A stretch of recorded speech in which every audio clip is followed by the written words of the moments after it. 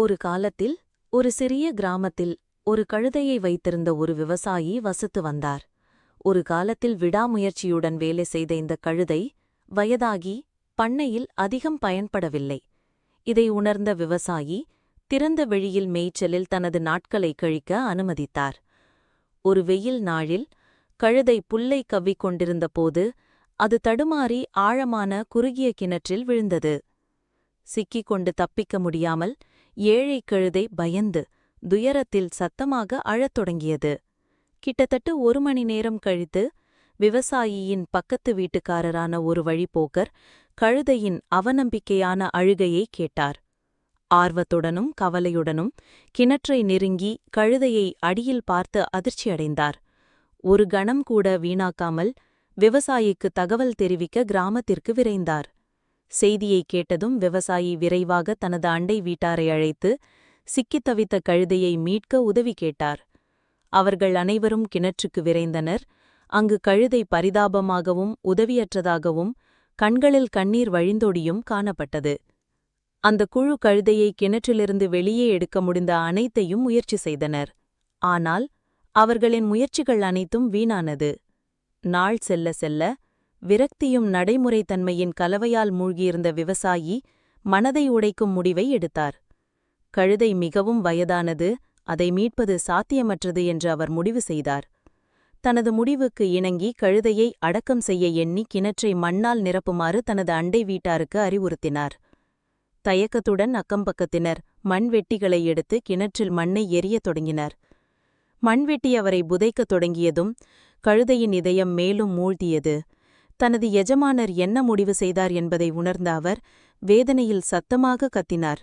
ஆனால் மேலும் மண் பொழிந்ததால் அவருக்குள் ஒரு மீள்தன்மையின் தீப்பொறி பற்ற வைக்கப்பட்டது. அவரது முதுகில் விழுந்த ஒவ்வொரு மண்வெட்டியுடனும் கழுதை குறிப்பிடத்தக்க ஒன்றை செய்தது. அவர் மண்ணை உதறிவிட்டு தன்னை உயர்ப்பிக் கொள்ள ஒரு படியாக பயன்படுத்தினார். மெதுவாகவும் சீராகவும் இந்த பிரயாணத்தை தொடர்ந்தார். ஒவ்வொரு அடுக்கு அழுக்கும் அவரை உச்சத்திற்கு நெருக்கமாக கொண்டு வந்தது. சிறிது நேரத்திற்குப் பிறகு கழுதையின் அழுகை நின்றது. பார்வையாளர்களை குழப்பத்தில் ஆழ்த்தியது. விவசாயி கிணற்றில் எட்டிப் பார்த்தார். அவருக்கு ஆச்சரியமாக கழுதை குவிந்திருந்த மண்ணின் மீது காலடி எடுத்து வைத்து கிணற்றிலிருந்து அழகாக குதிப்பதைக் கண்டார். கழுதை வயலுக்குள் செல்லும்போது ஒரு ஆழமான உணர்தல் அவரை தாக்கியது. தனது எஜமானரின் அன்பின் உண்மையான தன்மையை அல்லது அதன் பற்றாக்குறையை அவர் கண்டுபிடித்தார். சுதந்திரம் மற்றும் உயிர்வாழ்வுக்கான புதிய உணர்வுடன் கழுதை ஒருபோதும் திரும்பி பார்க்கவில்லை. வாழ்க்கையில் தனது 2வது வாய்ப்பை ஏற்றுக்கொண்டது.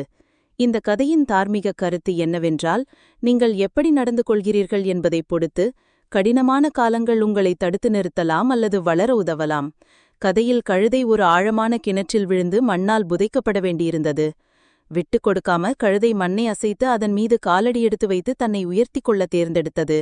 வாழ்க்கை நமக்கு பிரச்சனைகளை ஏற்படுத்தினாலும் அந்த பிரச்சனைகளை பயன்படுத்தி நம்மை வலிமையாக்கி முன்னேற வழிகளை கண்டறிய முடியும். நாம் கற்றுக்கொண்ட மற்றொரு பாடம் விட்டுக் கொடுக்காமல் இருப்பது என்பதாகும்.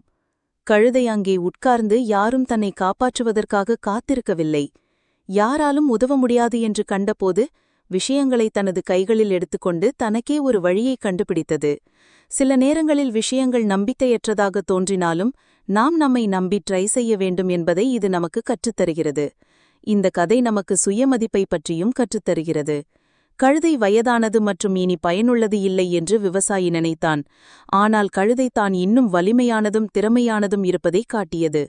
இதன் பொருள் நாம் எவ்வளவு மதிப்புள்ளவர்கள் என்பதை மற்றவர்கள் தீர்மானிக்க அனுமதிக்கக்கூடாது என்பதாகும்.